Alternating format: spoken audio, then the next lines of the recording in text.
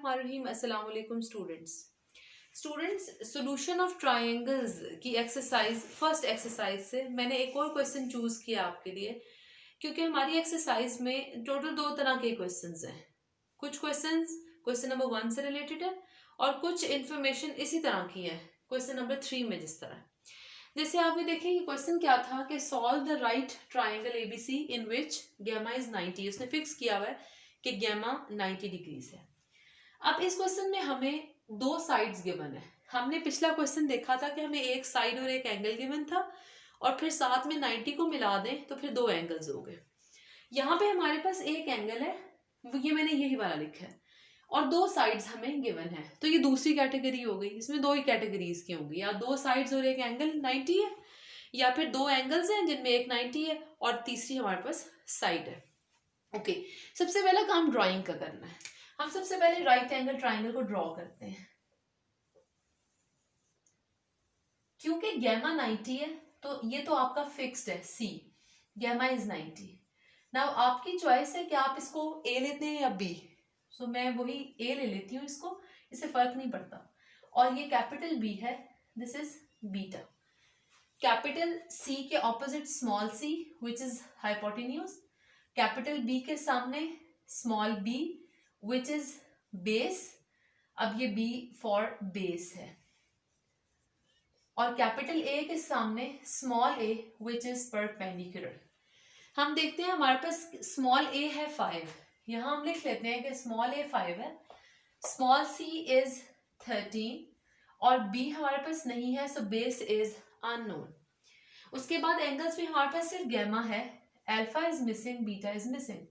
सो 3 elements आपको given है। जैसा कि पहले कहा कि 3 एलिमेंट्स में से एक एलिमेंट साइड होना जरूरी है, तो वो हमारे पास कम से कम एक जो है वो साइड है, मतलब एटलीस्ट 1 शुड बी साइड। सो एक से ज्यादा भी हो सकती है। ओके जी, अब देखेंगे मैंने आपसे कहा था कि आपके सबसे पहले इन दो में से कोई एक पॉइंट यूज हो रहा होगा। अगर दो एंगल्स गिवन है तो पॉइंट 1, और अगर दो साइड्स गिवन है तो पॉइंट 2। यहाँ हमारे पास दो साइड्स हैं, ए और सी, सो पॉइंट 2 यूज होगा।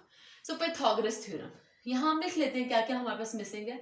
B is missing, alpha is missing, beta is missing. Okay, इसको ले लेते हैं Pythagoras. a square is equal to b square plus p square.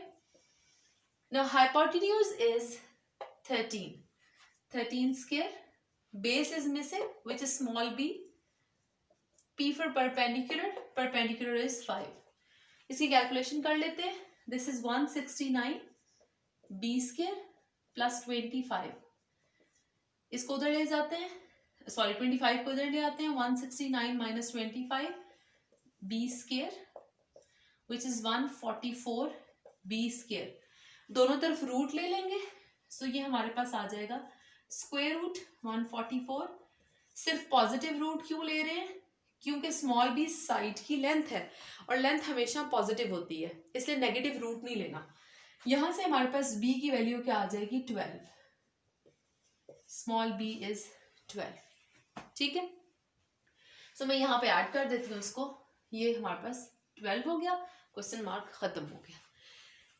अब क्या होगा कि फर्स्ट 2 में से एक पॉइंट यूज होता है, फिर फौरन हम उसके बाद थर्ड पॉइंट पे चले जाते हैं। नाउ थर्ड पॉइंट में से हमने देखना है कि कौन सी ट्रिग्नोमेट्रिक रेशियो हमारी फर्दर हेल्प करेगी। आप नोट करें तो साइड्स तो तीनों है हमारे पास। अब ए बी सी तीनों साइड्स हैं। आप देखें कि जब आपके पास परपेंडिकुलर, हाइपोटेन्यूज और बेस तीनों मौजूद हैं, तो आप इट मीन्स के राइट साइड को देखें, फिर तो आप कोई भी रेशो चूज कर सकते हैं, क्योंकि परपेंडिकुलर भी है, बेस भी है, हाइपोटेन्यूज भी है। आपके पास राइट साइड्स हैं। लेफ्ट साइड को देखते हैं। लेफ्ट साइड पे ये जो एंगल है, अब जाहिर है हमें एंगल कैलकुलेट करना है, ये थीटा है। और मैंने आपको बताया था कि थीटा वो एंगल होता है जो बेस पे बन रहा होता है, अदर देन 90। सो बेस पे 90 के अलावा अल्फा बन रहा है। अब अगर आपने यहाँ पर बी लिखा होगा और यहाँ ए लिखा होगा तो फर्क पड़ जाएगा। जब आप यहाँ बी लिखेंगे तो फिर बीटा जो है वो यहाँ लिखा जाएगा। ठीक है, सो बेस पे angle other than 90 is alpha, so ये अल्फा होगा। आप ये रेशो चूज करें, ये इसकी चॉइस करें या इसकी चॉइस करें, सब में थीटा की जगह अल्फा आएगा। सो जो भी रेशो ले लें, हमने बेसिकली अल्फा को कैलकुलेट, यहाँ से कैलकुलेशन अल्फा की होनी है, कोई भी रेशो ले लें क्योंकि साइड्स हमारे पास सब हैं। पहले ले लेते हैं, sine theta is perpendicular over hypotenuse.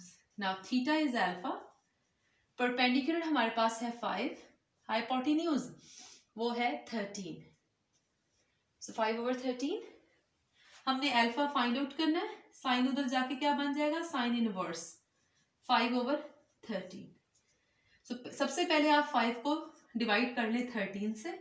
Alpha is sine inverse of 5 divided by 13 करेंगे तो ये हमारे पास क्या आ जाएगा, इसको हम कैलकुलेट कर लेते हैं। 5 डिवाइडेड बाय 13 ये आता है जी 0.38। तो ये 5 डिवाइडेड बाय 13 पहले करें, 0.38 है, मैंने राउंड ऑफ कर दिया, पॉइंट के बाद 2 डिजिट्स लिए।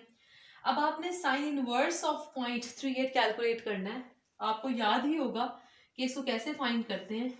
सबसे पहले आप प्रेस करेंगे शिफ्ट को, फिर आप साइन की को प्रेस करेंगे और उसके बाद आपने ये अपना नंबर लिख लेना है 0.38। ठीक, तो शिफ्ट साइन के साथ साइन इनवर्स आ जाएगा। इसकी कैलकुलेशन करेंगे, ये हमारे पास आ जाएगा 22.33। सो ये अल्फा कैलकुलेट हो गया। अब आप देखें कि आपके पास अल्फा है, आपके पास गैमा है, आपको बीटा कैलकुलेट करना है। It's so simple. जब आपके पास दो एंगल्स हैं, थर्ड एंगल आप यहां से फाइंड आउट करेंगे। सो अल्फा को हम यहाँ ऐड कर देते हैं, इट्स 22.33। अब फाइनली बीटा की तरफ आते हैं। Now alpha plus beta plus gamma is 180 degrees. Alpha हमारे पास है 22.33, बीटा हमने फाइंड आउट करना है, gamma is 90 degrees equals 180। So beta find करने के लिए पहले इनको सम कर लेते हैं। 112.33 प्लस बीटा इक्वल्स 180। कैलकुलेशन के वक्त डिग्री का साइन कैलकुलेटर पे यूज नहीं करना, मैं साथ साथ लिख रही हूँ, यहाँ लिखना है क्योंकि डिग्रीज में एंगल है, लेकिन आपने कैलकुलेटर पे नहीं लिखना इसको। बीटा इज 180 माइनस 112.33, इन दोनों को माइनस कर लेते हैं, हमारे पास आ जाएगा 67.67। सो बीटा भी कैलकुलेट हो गया 67.67 और ये हमारी ट्राइंगल सॉल्व हो गई है। सो ये तरीका था राइट एंगल ट्राइंगल को सॉल्व करने का। Thank you so much.